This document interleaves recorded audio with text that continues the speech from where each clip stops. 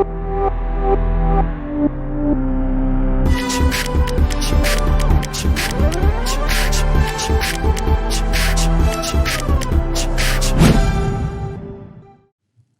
दोस्तों, तो अगले क्वेश्चन की ओर बढ़ते हैं। Let's see.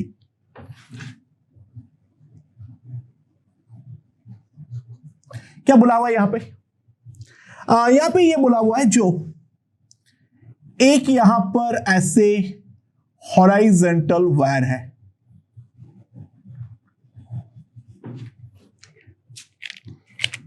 एक रिंग मेरे पास ऐसे लगा हुआ है, बहुत छोटा सा बिड मान लो बेसिकली इसको, ठीक है। नाउ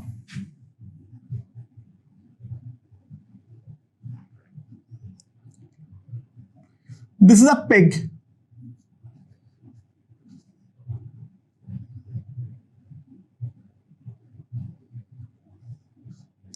और इस साइड में काउंटर वेट लगा हुआ है, इस साइड में एक काउंटर वेट लगा हुआ है। रिंग का मास जो है दैट इज 0.25 kg, ठीक है। और यहां पर जो ये मास है ये वाला है 0.75 kg। अच्छा, स्ट्रिंग का ये वाला जो पोर्शन है इसका लेंथ है 0.8 मीटर, और ये वाला जो हाइट है यहां से ये दे रखा है 0.4 मीटर, ठीक है। ये हमें दे रखा है, ये पेग जो है वो हमारा 0.4 मीटर की दूरी पे है, और ये वाला जो है ये हमारा 0.8 मीटर है, ठीक है। समझ में ये डिस्टेंस। सो अब मैंने इसको, ये वाला जो सिस्टम है जी मेरा इस डायरेक्शन में है, system is released from rest,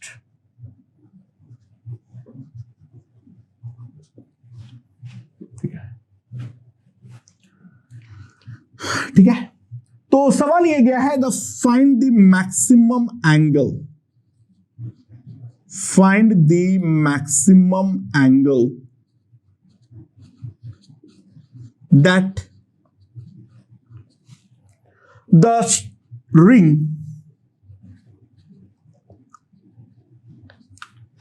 ring will make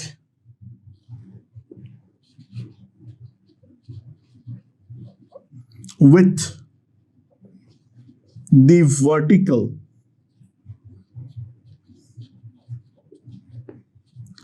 at the other side of peg।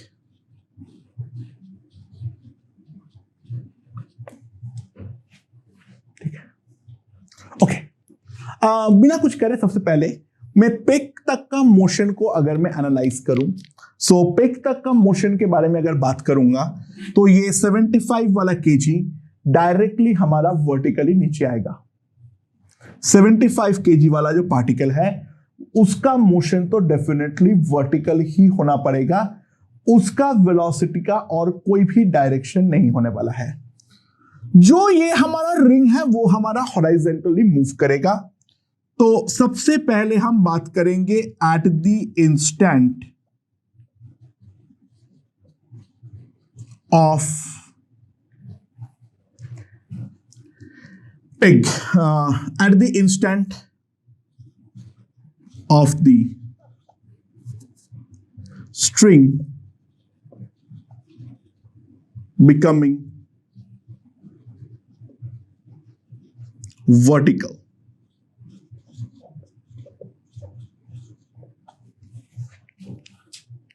अच्छा, स्ट्रिंग जिस इंस्टेंट पे वर्टिकल होगा उस इंस्टेंट के बारे में क्या विचार है?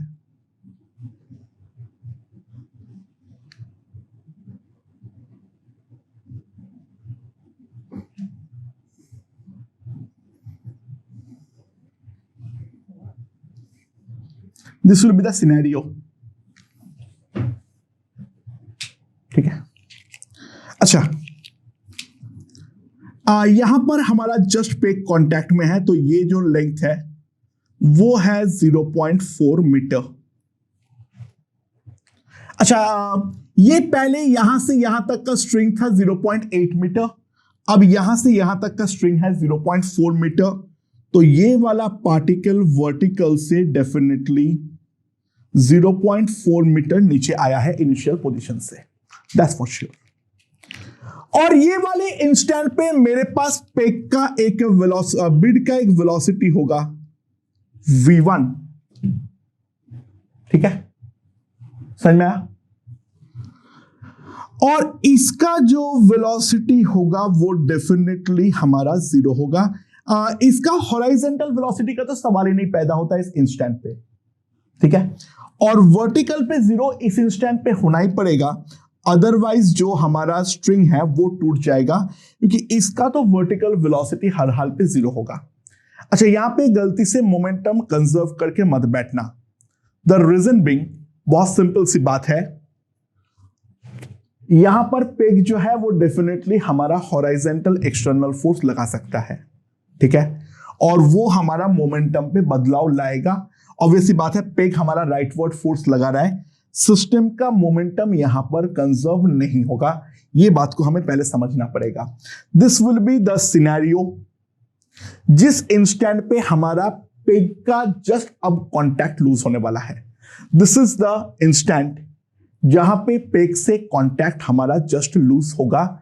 आई होप ये वाला चीज हमें समझ में आया होगा। अब इनिशियली अगर मैं सिस्टम को एनालाइज करूं तो momentum can not be conserved, but energy can be conserved.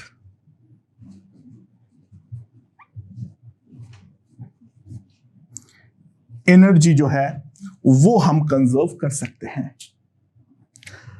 सो ये वाले मास का जो भी पोटेंशियल पे लॉस होगा वो इस वाले का काइनेटिक में कन्वर्ट होगा।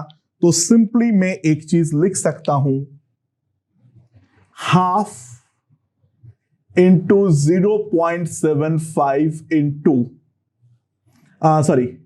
0.25 into v1 square, that is equals to 0.75 into g into h। ये डेफिनेटली 0.4 मीटर से नीचे आया है, दैट्स फॉर श्योर। स्ट्रिंग जितना एडिशनल प्रोवाइड हुआ है उतने से ही तो डेफिनेटली वो नीचे आया है, right. So what I can see is v1 square equals to 3 into 4 into 2, तो v1 स्क्वायर मेरे पास आ जाएगा 24। ये हमारा इनिशियल सिनेरियो है। और अब जो है वो मेरा बिड से कांटेक्ट लूज हो जाएगा, बिड बोला पेग से कांटेक्ट लूज हो जाएगा, एंड ये हमारा अब आगे तो बढ़ेगा, स्ट्रिंग हमारी टेढ़ी होगी, टेंशन ऐसे और ऐसे ये डिसेलरेट करेगा, और ये वाला जो है ये हमारा राइट हैंड डायरेक्शन में एक्सीलरेट करेगा। सो ये करते करते ध्यान देना, किसी भी इंस्टेंट के बारे में अगर मैं बात करूं, किसी भी इंस्टेंट के बारे में अगर मैं बात करूं तो ध्यान देना, द सिनेरियो विल बी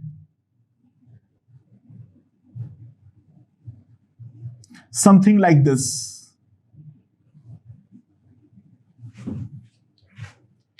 जिसका इसका एक इस डायरेक्शन में वेलोसिटी होगा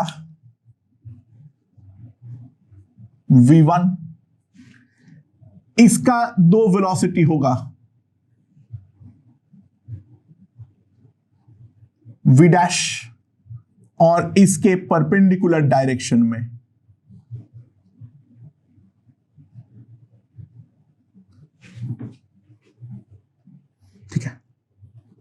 समझ में आया? This will be the scenario at any general instant, and v dash का वैल्यू मेरे ख्याल से मैं निकाल सकता हूं डायरेक्टली स्ट्रिंग कंस्ट्रेंट। v1 को दो कंपोनेंट पे रिजॉल्व कर लो, एक दिस और एक दिस। कोई भी जनरल एंगल अगर मान लो वर्टिकल के साथ, ये हमारा थीटा बनता है। So this is 90 minus theta, this is again theta, so this is V1 sine theta. तो V dash will be equals to V1 sine theta.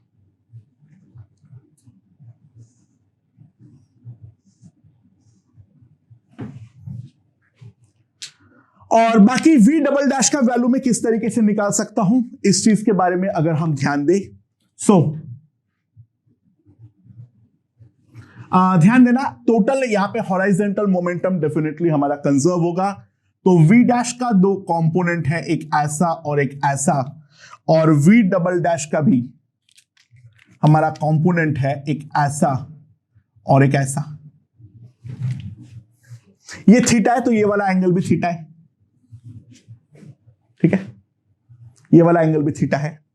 सो दोनों एंगल हमारा थीटा है, राइट? मतलब ये वाला भी। सो मैं क्या लिख सकता हूं, this is V dash sine theta इस डायरेक्शन में हॉराइजेंटली, और वर्टिकल के बारे में यहां पे अगर देखूं, this is V double dash cos theta, ठीक है, मेरे ख्याल से वो समझ में आ गया होगा। So what I can see is total linear momentum अगर मैं कंजर्व करूं तो initially 0.5 into V1, the initial velocity, that will be equals to 0.25 into ये V, अगेन मैंने ब्लंडर मारा हूं, जनरल इंस्टेंट पे इसको V2 मानना पड़ेगा, ठीक है। एंड जनरल इंस्टेंट पे अगर मैं बात करूं, ठीक है, जनरल इंस्टेंट पे अगर बात करूं तो 0.25 into V2 plus 0.75 into V dash sine theta minus V double dash cos theta, this will be the scenario, this will be the initial momentum conservation, ठीक है।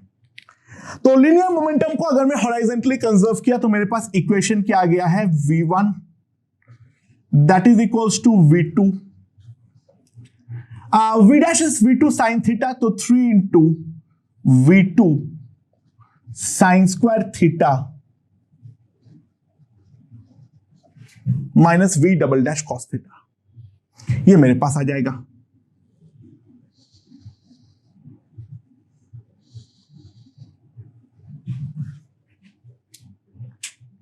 ठीक है, ये निकालना जरूरी नहीं था, मैंने इन जनरल निकाला हूं। अच्छा, by the way, what will be the scenario in general? In general क्या होगा, देखो अगर मैं इसके रिलेटिव में देखूं तो ये उस इंस्टेंट से सर्कुलर मोशन करना चालू किया, तो फाइनली जब वो टॉप मोस्ट पॉइंट पर आएगा तो वहां पर ये जो वेलोसिटी होगा इसका 0 हो जाएगा, रिंग हमारा इंस्टेंटेनियस रेस्ट पर आएगा, और इंस्टेंटेनियस रेस्ट पे आने के बाद उस इंस्टेंट पे उसका ये वाला वेलोसिटी जो होगा, वो वेलोसिटी के अकॉर्डिंग हम गेम को आगे बढ़ेंगे, ठीक है। मेरे ख्याल से यहां तक हमें समझ में आ गया होगा। Is this thing absolutely clear? यहां तक का इक्वेशन पूरी तरीके से समझ में आ गया है, क्या होने वाला है मेरे ख्याल से वो समझ में आ गया है। रिंग के रेस्पेक्ट में ये और मूव डेफिनेटली नहीं करना चाहिए, ये बात तो हम पहले समझेंगे। तो मैक्सिमम एंगल पे ये वाला टर्म जो है वो हमारा 0 हो जाना चाहिए, मैक्सिमम में ये वाला वैल्यू हमारा 0 हो जाना चाहिए। So V1 equals to V2 1 plus 3 sine square theta, right, ठीक है, ये समझ में आ गया है, कोई दिक्कत? अच्छा, बाय द वे ये वाला लेंथ भी दिया हुआ है, ठीक है, ये लेंथ दिया हुआ है, ले लो, अब जरूरत पड़ेगी, अभी तक जरूरत नहीं थी, अब जरूरत पड़ेगी। मतलब टोटल जो ये लेंथ है वो है हमारा 1 मीटर का, ठीक है ना।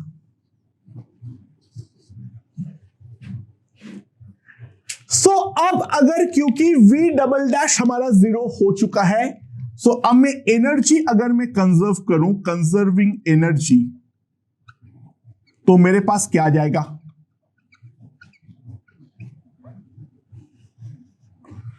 जो हमारा सिस्टम का इनिशियल काइनेटिक एनर्जी है, that is half into 0.25 into V1 square, ठीक है, प्लस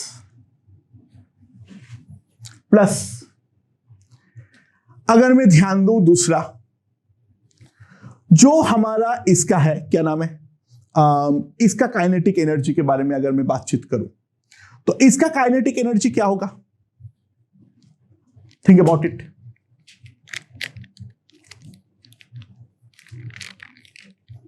ओके, सुनो, जो भी एडिट कर रहे हो, यहां से जो मैंने ड्रॉ किया उसको काट देना, वहां पे गड़बड़ी है, कैलकुलेशन में गड़बड़ी है, उसको काट देना। मैं अब वापस चालू कर रहा हूं।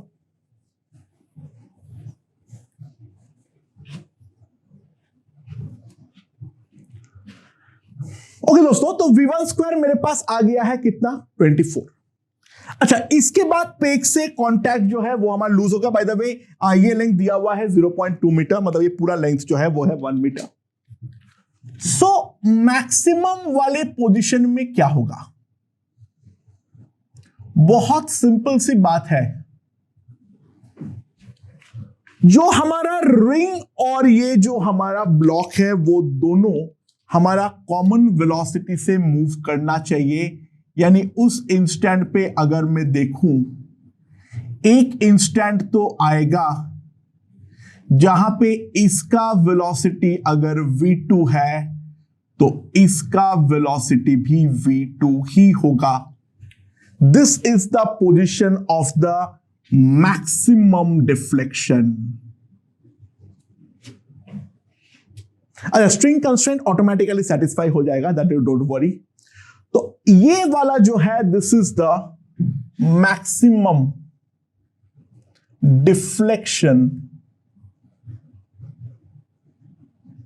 पोजीशन।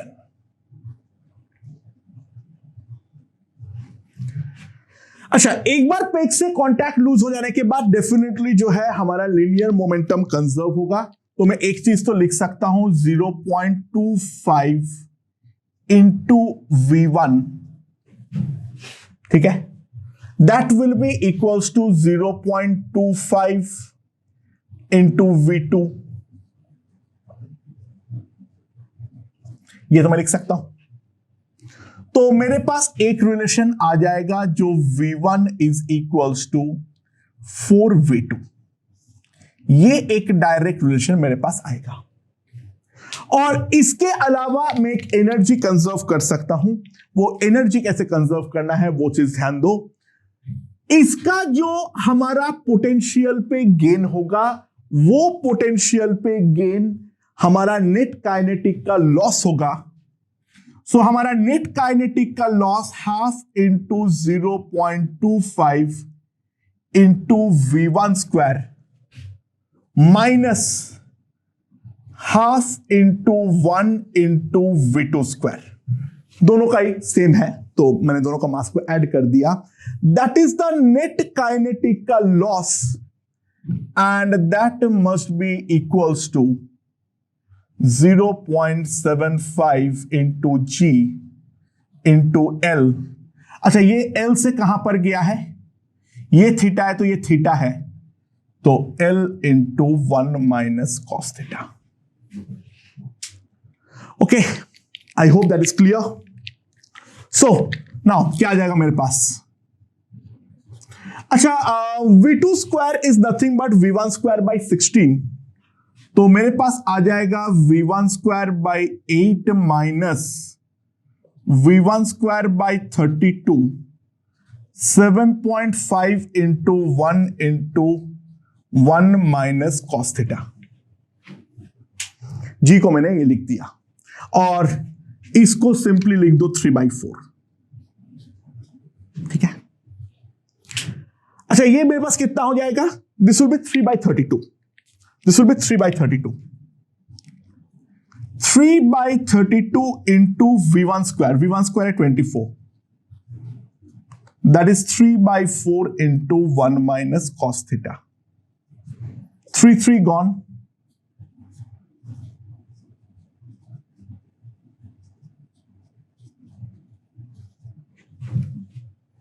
ठीक है. मैंने 3/4 क्यों लिखा पता नहीं. सॉरी, 30/4. सॉरी. हाँ, 30/4. तो ये मेरे पास हो जाएगा कितना? 0.3. तो मेरे पास cos थीटा जो है that will be equals to 0.7. This is the maximum angle of swing. यहां पर मैंने 0.75 को 3/4 लिख के g को मल्टीप्लाई करना भूल गया था. It will be 30/4, right? So cos theta मेरे पास आ जाएगा 0.7. तो ये बात को हमें रियलाइज करना पड़ेगा. मैक्सिमम डिफ्लेक्शन पोजीशन तब आएगा जब रिंग और ये ब्लॉक दोनों हमारा साथ में मूव करना चालू करेगा. Okay. So the last question regarding this topic, ध्यान देना इस क्वेश्चन पे. क्या है? मस्त क्वेश्चन है ये वाला.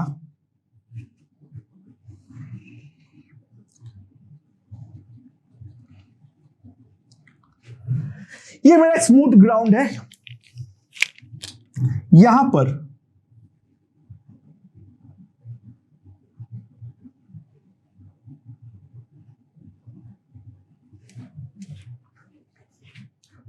दो मास पड़ा हुआ है. इसका मास 2m ले लो, इसका मास m ले लो. g मेरा इस डायरेक्शन में है. मैं m को जो है वो अपवर्ड प्रोजेक्ट किया with a velocity of v0. Find the minimum velocity of v0 such that 2m lifts above the ground. 2m जो है वो हमारा ग्राउंड से लिफ्ट कर चुका है. सो किस तरीके से ये वाला चीज सॉल्व होगा, सबसे पहले उस चीज के ऊपर ध्यान दो. अच्छा, ऑब्वियस सी बात है, इसको अगर लिफ्टिंग टेंडेंसी होगा, मतलब जस्ट लिफ्ट करवाना है, तो ये वाला स्ट्रिंग जब वर्टिकल होगा वहां पर जाके हमारा लिफ्ट हो जाना चाहिए. सो अगर मैं ध्यान दूं, this will be the scenario at this instant. यहां पर हमारा 2m मास होगा, यहां पर है हमारा मास m. टॉपमोस्ट पॉइंट पे ये वाला मास m का वेलोसिटी मान लो है इस तरफ v1 और 2m का जो मान लो इस तरफ है v2. तो सबसे पहला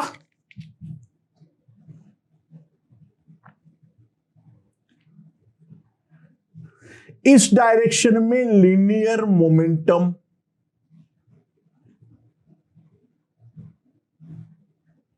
कंजर्वेशन.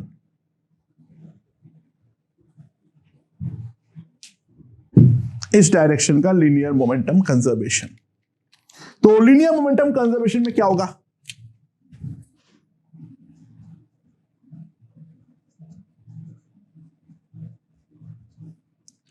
सो हॉराइजेंटल डायरेक्शन में लीनियर मोमेंटम कंजर्व करते हुए मैं एक चीज लिख सकता हूं, v1 इक्वल्स टू 2v2. ठीक है. ये वाला लेंथ को तो L ले लो, उसको लेना पड़ेगा. ठीक है, उसी के टर्म्स में आंसर आएगा. अच्छा, अगेन यहां पर एक सेम बातें आएगी इस वाले क्वेश्चन में, इनर्शियल फ्रेम ढूंढना. That is very very important. ध्यान दो, वी आर लकी. इस वाले इंस्टेंट पे ये वाला फ्रेम जो है, this point is inertial frame.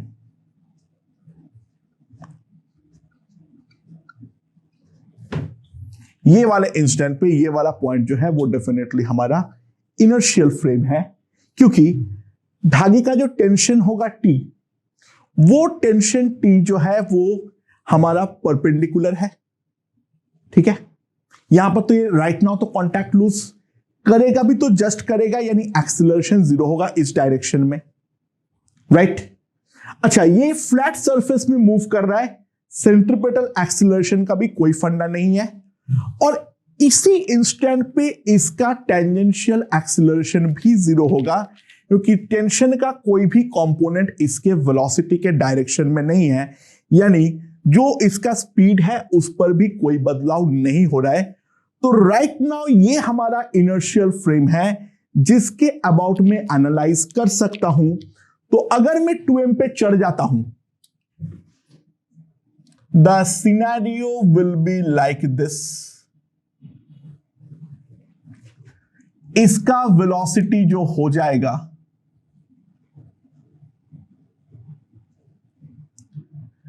and that is equals to 3v2,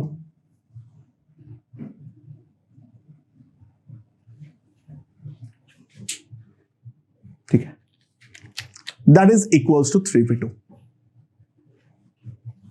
मेरे ख्याल से ये हमें समझ में आ गया होगा। एंड इस वाले इंस्टेंट पे अगर मैं फोर्स एनालाइज करूं, यहां पर mg लग रहा है और यहां पर लग रहा है धागे का टेंशन T। तो T plus mg must be equals to m into 3v2 square by L। तो टेंशन T जो आएगा that is 9mv2 square by L minus mg।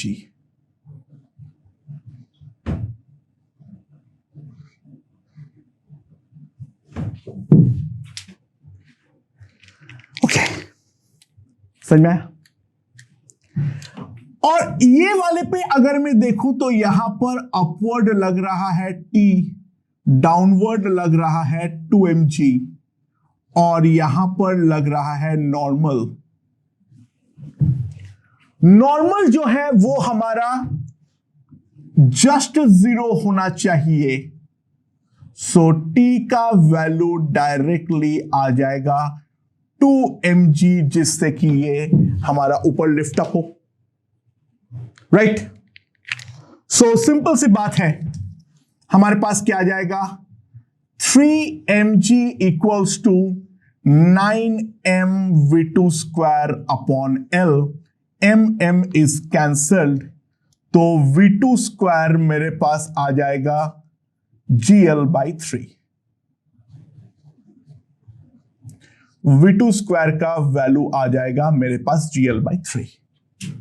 That is the velocity नीचे वाले का। एंड नाउ अब हम system का एनर्जी कंजर्व करने वाले हैं।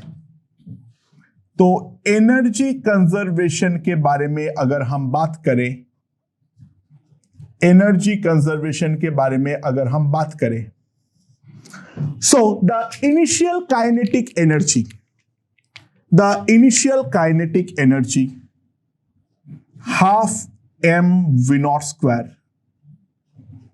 that is the final kinetic energy, यानी half m into v1 square plus half 2m into v2 square plus the final potential energy that is equals to mgl, right. अच्छा, V1 जो है वो है हमारा 2v2, V1 जो है वो है हमारा 2v2। पहले हाफ तो काट दो और m भी काट दो, तो v0 square, v1 square that is 4v2 square plus 2v2 square plus 2gl, so that is 6v2 square plus 2gl। Now v2 square is gl/3, तो ये हो जाएगा हमारे पास कितना 4gl। तो v0 का जो वैल्यू आएगा 2√gl, राइट। इसमें बस एक ही इंपॉर्टेंट कॉन्सेप्ट था, जो ये वाला इंस्टेंट पे ये हमारा इनर्शियल फ्रेम है, एनालिसिस उसी पॉइंट के अबाउट करना पड़ेगा, वरना सर्कुलर मोशन निकालना बहुत ज्यादा मुश्किल होगा। अच्छा, यहां पे एक चीज आप पूछ सकता है, ये वाले का रेडियस ऑफ कर्वेचर कितना है? ये वाले का find radius of curvature.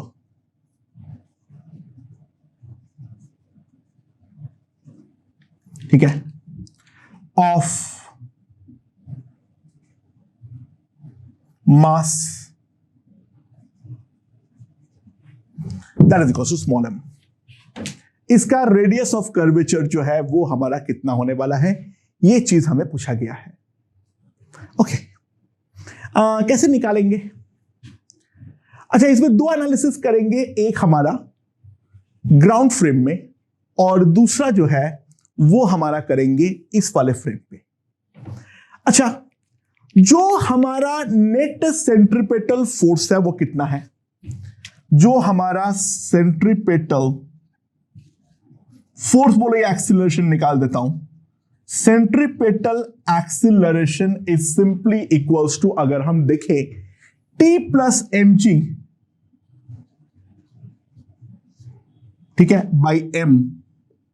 T जो है वो है हमारा 2mg उस इंस्टेंट पे, so 2mg plus mg that is equals to 3g। ये हमारा सेंट्रीपेटल एक्सीलरेशन है। ठीक है, तो सेंट्रीपेटल एक्सीलरेशन अगर 3g है और ये इस इंस्टेंट पे v1 से मूव कर रहा है ग्राउंड फ्रेम में, हमें true cent radius of curvature निकालना है।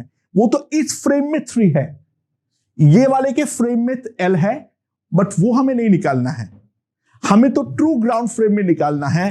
तो ग्राउंड फ्रेम में जो स्पीड है v1 square by radius of curvature rho, that must be equals to 3g।